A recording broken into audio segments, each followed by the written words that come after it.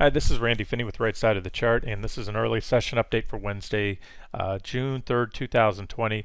I want to just do a quick update on some of the things that I've been watching the last couple of days. I also will follow up. There were a few questions I replied to in the comments section below the last few posts on the homepage today, and that prompted me to do this video and look at a few other things, talk about some things that maybe we haven't talked about yet. Well, one of those, of course, is I'm watching the dollar closely and the euro. This is E7. I just happened to start out here with had this one up. E7 or euro futures, and we don't have any sell signals yet. We need to see a break of this trend line and this one. So it's walking its way up. Same patterns. They were just extending the divergences that were pointed out before. And again, as I always say, divergences aren't a sell signal, but they're more often than not, when you continue to diverge like this, and they're clear divergences too. In other words, we won't take out anytime soon. Those divergences are not at risk of being taken out. By taken out means you exceed, the indicators make new highs. They take out the previous highs. Sometimes that does happen, and then the divergences burn through or negated, as I like to call it. Maybe sounds like a double negated negative divergence, but that's the term I like to use, negated, if you take out those previous highs.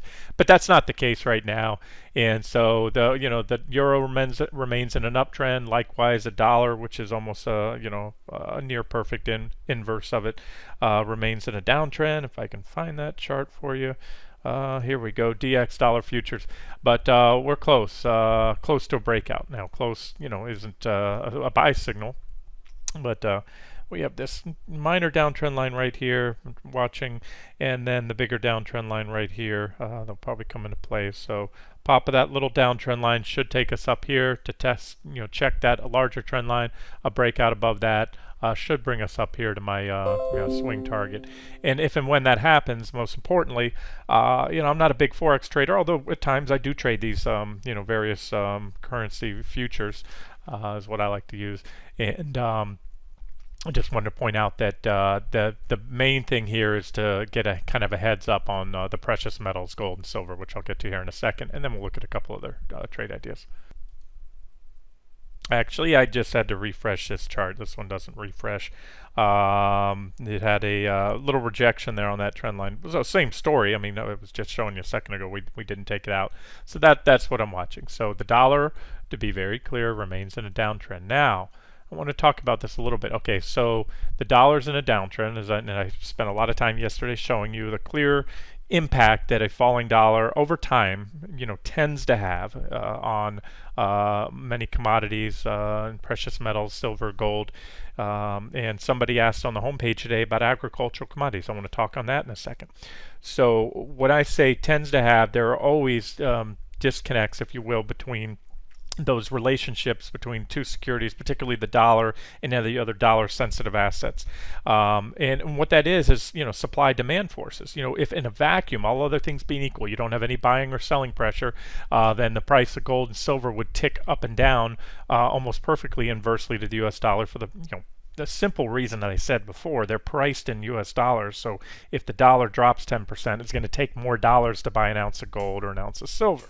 It's that simple. And if the dollar appreciates, goes up 10% in value, then it takes fewer dollars to buy an ounce of gold or silver. So it's really not magic, and the charts again show that if you look back long enough in time. But there are those periods of what I call disconnects between those relationships.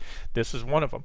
Now, I view that as pretty bullish, and I'm going to talk on the ag commodities here in a second as well, or bearish, I should say, in this case for the silver. Why? Because silver is dropping despite a falling dollar.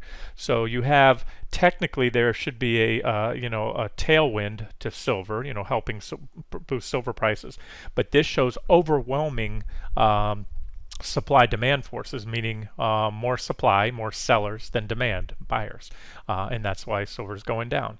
And my point here is try to imagine now if the dollar breaks out and starts to rally, and what impact that'll have. That should be an additional tailwind for a short trade on silver. Not a tailwind for a long trade, a short one on a tailwind on a short trade. So we've already hit, as I posted this morning, we hit that my first target there, 17,996. That was about a 4.5% or so gain. Right now we are at the second target, 17,736. Again, this is the next target. If the dollar, should the dollar break out, that would quite likely open the door for what has been for over a week now. I started posting this setup before it even broke down earlier this week on Monday, I think it was. And that could open the door for a move all the way back down here. That would be a pretty significant drop in silver. So again, if you trade silver futures, right now 5.5% since the breakdown. That's a pretty nice trade. And QI, or the silver, the mini contracts, if you don't like the big contract. And of course, then there's SLV. I'll get to those in a second. So just want to say we're at support as I do the video.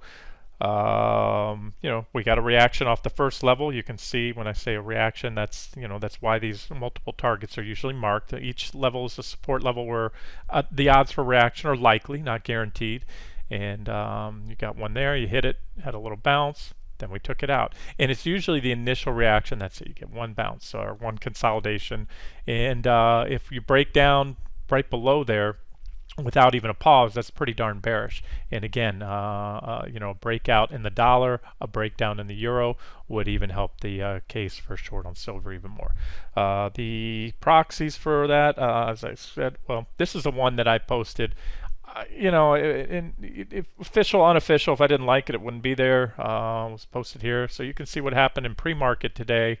We broke out of the, let's see, we broke above, I don't have my pre-market trades shown on here, but we broke out impulsively, and I posted a chart this morning of the bullish falling wedge pattern in pre-market. And so that resulted in a gap up right above that 2083 resistance level, and that's just what I talk about. That's a pretty impulsive, clear break above. However, right now, as I'm doing this video, we were there first at the first support level, first target on silver futures. Then we took it out and we broke that support. That's that big drop again, what we just looked at. That's this big drop from 17,996 down to 17,736, correlates with that impulsive move up here. There's the line right for you there. So basically, with silver futures at support, I'm going to put a line right here and say the same thing. We have a little gap right there. It's minor resistance here on ZSL. So I do expect it to keep going. I think based on this chart pattern, most importantly, I think it's just a matter of, do we have a reaction here, pull back?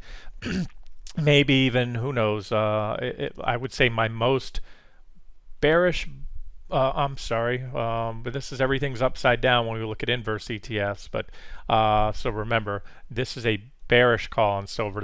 Would be a bullish call. So my most bullish scenario on silver is still bearish overall. It would just have at most maybe come here, back test or backfill this gap and then go on. I don't expect it to happen. I think I favored this one, just keep going to silver to continue to fall. In other words, ZSL continues to power up here and then hits that next target there. So so far from where we were yesterday on here, this one's rallied about 7% or so. If we can get up there to that $23 level, it's about 14%. And again, that's where yesterday I was showing on silver, I was looking for, a good, at least a 7% pullback in silver, which would again correlate to a 14% rally in CSL. Or, again, if you want to leverage it up even more, and you don't want to use futures to do so, DSLV, I think is what it is. If I can type right, DSLV. I know there's a silver. Let me do it this way. Silver 3 times. DSLV. Yeah, there it is. Okay, I must have been typing it wrong. Same thing. You can see, it's tracking silver. It's got a pretty decent amount of liquidity for a 3-time, and there it is. So you can trade that and, just correlate the targets there. All right, let's talk about, I had a good question about, hey, Randy, does the dollar, does that correlation impact commodities as well? Well, we have wheat. Trying to keep a hand. I believe this is still an active trade here. And wheat has, what I want to show you is the chart of wheat and the US dollar compared. So let's flip over to this chart here. So now what we're looking at is I can even go to a daily chart. We're looking at, we can roll back here, and what I'm going to show you here is the correlation between the U.S. dollar and wheat. Wheat is in white here, the white dashed lines there, and the U.S. dollar, or the greenback, is in green. And you can see there is, and my answer to the question was not as much as gold and silver. It's more of an on-off relationship, but it's mostly on. And this is what it looks like over the past few months. We had a period of where, right here they were moving in lockstep together, and here they turned around, the dollar was moving up, wheat was moving up, but there's that inverse relationship. So again, the answer to my question was it's more of an on-off thing. I think that the impact on different things such as crop yields and drought and all that other stuff, a lot of other variables affect the price of wheat a little bit more. But I'm going to drill back down to that 60-minute chart. Let me show you here. Let's go back here and show you what I've noticed. Okay, so on this 60-minute chart, you can see a little bit more clear lately, and that's the thing about it. Where is that relationship, at this point in time, and where's it been recently? So here we had the dollar rallying and we had wheat rallying. There was again, the one fell, so it's again, I keep saying the same thing. It's not as tight a relationship, but for the most part, and especially lately, that's what I'm doing here. Barring this little period where they went in different directions, for the most part, they've been moving in near lockstep. The dollar started rallying here a little bit before wheat. Wheat didn't get the memo until just a few days later, maybe a week or so later, but then it did. And they both, you can see, look at that sharp move. That's not coincidence. Look at the rally in the dollar and the rally in wheat. And then they had traded, or have since then, pretty tightly correlated. And this again is the US dollar in green, UUP I'm using, the ETM. And you can see the dollar then started to fall, and it's been in a downtrend since then, really. And wheat was falling until recently. Now this is where I'm going with that. Just like silver, in this case, I've seen since the middle of May, wheat has been rallying, right? Despite a very sharp drop in the dollar. The dollar is kind of grinding around here. That's a pretty sharp drop and a clear divergence. And so what it tells me is there's buying pressure for wheat, whereas normally a drop in the dollar would bring wheat prices down, based, as it did back here, as it did back here, and back here. The fact that wheat is rallying despite a falling dollar tells me, great, if the dollar breaks out, if my analysis is right and those divergences play out and we get a rally in the dollar here soon, that should be an added tailwind for the long trade in wheat. And the same holds true for many of the other ag commodities. But again, kind of a spurious or on-off relationship there. But again, there's enough here, and when you roll back in the last few months or this year, we're looking at pretty much most of 2020 right here. That's what I'm looking for. So to make it clear, I still remain bullish on a lot of these ag commodities. I know they're not exciting. Someone made a comment on the front page, and I welcome those comments. Hey, who's buying these commodities? Let's hear about tech stocks and oil. Look, the market isn't responding, at least not my type of technical analysis. These divergences continue to build. So I'm looking at things that have the best risk-reward ratio. They might not be exciting. People don't go to the cocktail party and talk about, oh, hey, what's your hot tip of the day? Oh, sugar, buy sugar, or soybeans. Everyone wants to talk about the hot tech stock or the hot sector ETF. But again, these are ways to make money, and sugar continues to rally, and also cane. The SGG is the ETF, one of the two ETNs, I should say. Cane, I pointed out the other day with this potential head and shoulders bottoming pattern here, inverse head and shoulders pattern. You have a left shoulder right there. Here, I'll draw it out for you with the lines. Left shoulder, head, right shoulder. And you can do a Google search. Stockcharts.com has a great educational section with all different chart patterns. It's stockcharts.com's chart school. You don't even have to be a subscriber to access it, and they'll talk about these patterns, things to look for. And there it is. So we've broken out of the neckline, and so there's wheat looking good, sugar looking good, everything. I did a video just last week, earlier this week, covering these commodities. Coffee, I mentioned, looking good here. It's support off that key. It's solidly now recovered that 828 level. So again, are they exciting? Well, let me tell you, don't underestimate how much these commodities can run. I mean, here, this rally right here in coffee, which was pointed out at the time, bullish falling wedge, back to that support level. That was a 60% rally in 1.9 months. Let's just go to the stock market now. And this has been one of the strongest rallies we've had in years in the stock market, because we're recovering. We still haven't recovered all of it, but where were we 1.9 months ago? Let's try to put it in perspective here. If I go back here, I got to go back to about this point here. So I'm going to go and pick this candle to give it the maximum. So where we had a 60% rally in coffee in 1.9 months, the stock market has rallied 25%, less than half of that. Again, I'm just trying to put it in perspective that these aren't, commodities a lot of times are boring, and sometimes they can trade in trading ranges, but when things like coffee, when they want to move, they can move. And you go back in time, we had the same thing was pointed out here. You can see all the notes and go back in time. Divergent low at support. This is long-term support level right here. That's probably that same 60% rally. But even this one back here, again, you can see that was a rally of about 28% in 1.8 months. Again, support. Oh no, right here actually came back to that support level there, 33%. So that's it. Trade it if you want. Don't trade it if you don't want. I just like the fact that, spreading things around, and if my TVEX short gets stopped out, then maybe I'm making money on wheat, and if my wheat trade gets stopped out, maybe I'm making money on something else. That's all part of asset allocation, diversification. And then flip over and look again. Now compare coffee. We were looking at wheat before. Look at coffee in white. JO is a symbol in the US dollar here. And you can see this similar thing, kind of on off, but mostly on relationship. Sometimes the dollar bottoms first, starts to rally, and then coffee will catch up. But they tend to move together, both dropping there, both rallying right here, and big rally there. Again, the dollar bottom first, and then coffee played a game of catch up there, and then from there they were pretty much tracking together the ups and downs, and until recently. So we're seeing this. It doesn't make a solid trend yet, but we are seeing coffee prices starting to move up, like a lot of other ag commodities I've highlighted recently, the ones that are with the bullish charts. Yet the dollar's still falling. So if we can get a reversal in the dollar, that should again help. And if we don't, if the dollar keeps falling, then maybe these trades fizzle out and don't pan out. So we're still, again, where I started the video, watching for those breakouts in DX, the US dollar futures, and a breakdown in the euro.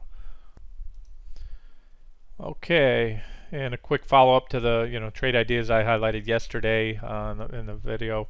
At the end of the day, Reed, congrats, I caught it up 33%, hit that target 117. That's it. Not much more. I think it's time to book full profits, take the money and run. You get a quick hit like that, or you can some traders will set a stop, protect your profits and let it ride. We already had the reaction off that 117 level, and you can see we hit it almost perfectly. High of the day was 117, close enough for government work. Let's move on to the next one. SNES.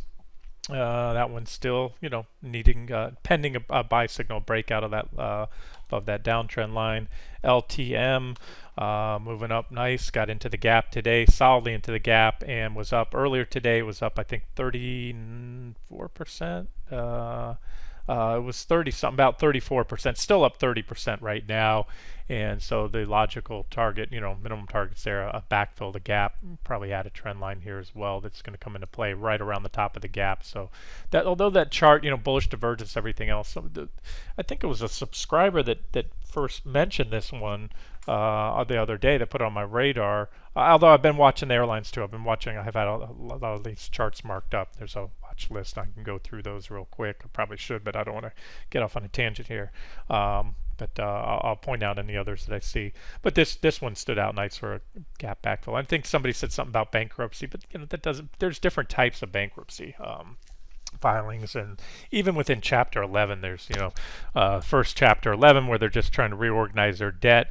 And then if you file Chapter 11 again, they call that usually Chapter 11-2 or something like that, where that's usually where the company's being dissolved. But a lot of companies, all these airlines, all the airlines, Delta, United, you name them, they've all filed for bankruptcy protection, gets creditors off their back. They keep flying.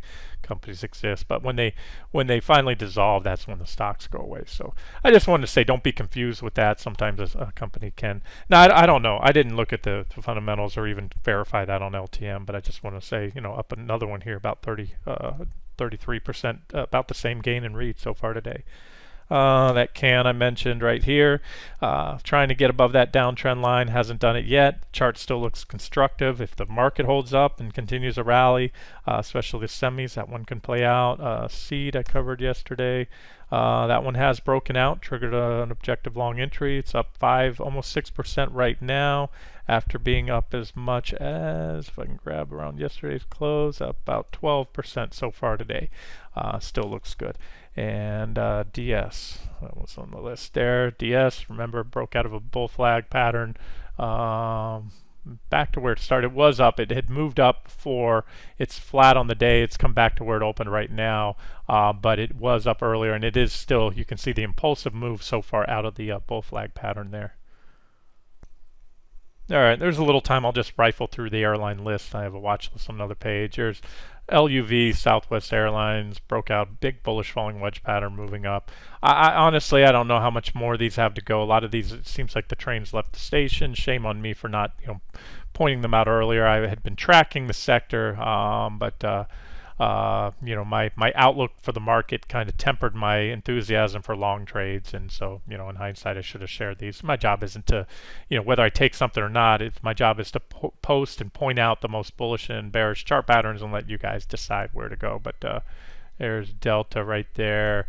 Level, it's at resistance right now. I just want to point that out. If I can pop that, maybe it keeps going. Again, big divergent lows on a lot of these airlines. RAY, no divergent low, but just, and again, this is just a reinflation trade. The airlines were priced for death during COVID, when everything, lockdowns were there, and with the lockdowns and restrictions easing, people are piling back in. But again, I think it's probably going to prove to be a dead cat bounce here in the airlines. I'd be very careful, and at very least trail stops up. Don't let the profits get away from you if you're in any of these stocks. You can see I'm just rifling through. A lot of these are old levels. I haven't updated the charts if I didn't see anything that stood out. And that's it. Did I go through them all? No. There's SkyWest coming up on some resistance there. Spirit, a near divergent low, moving up, and Hawaiian Airlines, VLRS, that's international foreign airline. Mesa Air Group. Probably draw a triangle pattern on this one when I look at that. Exclude that little pop there. So it needs to pop there, and if it pops to the downside, then that would be a sell signal. And then this one looks like a thinly traded one, not a lot of history there. There's a trend line and maybe a similar type triangle pattern on that one. And that's it. There's the sector as a whole, the airline sector, and it kind of jives with especially the major airlines. A lot of them coming up at resistance. So again, other than that LTM, which might, continue to backfill that gap now that's in there, especially as long as there's a little momentum in this sector, that's it. So you can see some of the levels as I rifle through those charts. And that's it. So I'll just stick to the, I'll concentrate on the things that I've, highlighted in the last few days. I'm not going to stop analyzing the markets, but it's the same thing every day. These divergences just continue to build and don't play out for much more than just little pullbacks, but yet the divergences are still very much intact. This is a QQQ. I started out with the futures. And, as I said, or I often say, usually the longer divergences build, the more powerful the correction when it finally sets in. And unfortunately, you can't just keep stacking in, adding to shorts, with that premise, because it's not 100%. There are times where divergences are burned through or negated. And do I think this will be one of them? No. I still think we're going to go down. I still think we're going to backfill those same gaps I've been targeting now for, 2 weeks? In SPY, we had, let me show on this board right here. Gap right here that's yet to be backfilled, and a gap right here. And now all we've done is we just moved the needle up here, move the lines, I should say, like a game of football. First down scored, you move the markers up. Well, when a first down is, made, And on SPY, you see we have to break this trend line where the crosshairs are, and if that first gap is backfilled, that would be a drop of now about 5%. If the second gap is backfilled, that would be a drop of 8%. This is the trend line to watch, although we had one here, it was broken, and if I extend this line, it's simply a back test of the trend line, so we can look at it that way. I can maybe change the colors on these. It might make it stand out a little better. So there's a trend line break and a back test on SPY, and here's a secondary trend line that comes into play, and those are your pullback targets. And the one thing I'll say is just don't become complacent. Don't give up. I've seen some comments, hey, technical analysis doesn't work anymore. There are times where at least my interpretation of the charts. Remember, I'm not the be-all, end-all. I have my own style, my own set of tools that I use. Everybody's different, and in most times they work well, and there are times where maybe now with all the Fed intervention in the market, whatever, they're burning through these divergences. But again, they haven't been taken out. They are still very much intact, and so we don't have any really hard, solid sell signals on the market yet, but these divergences warn that we could have a substantial correction. What I was trying to get at is, don't ever fall victim to the fact when you see a very resilient uptrend or a very powerful downtrend, just like we had heading into the March lows back here. When the same things that were telling me at the time and telling you guys, not objective to short anymore. You won't have any more short trades from right side of the chart. Only long trades were started to throw out here, and that's what we did because the divergences said we were oversold with divergences building, and then those divergences finally played out, and so far they played out for a 44% rally. Yeah, exceeded where I thought we'd go, but again, we have these divergences now, so whether the market's going to go into new highs or not, it's just not the type of market that I feel comfortable chasing is on the long side. I'll trade individual stocks with the best looking patterns, but as far as trend trading this trend right now, no. Caught the early part of it, and that's it. And you can't milk every cent of every trend, and unless these divergences are taken out, that's what I'm looking for is the next pullback trade. We'll wrap it up here. This has been Randy Finney with Right Side of the Chart. Hope you enjoyed it.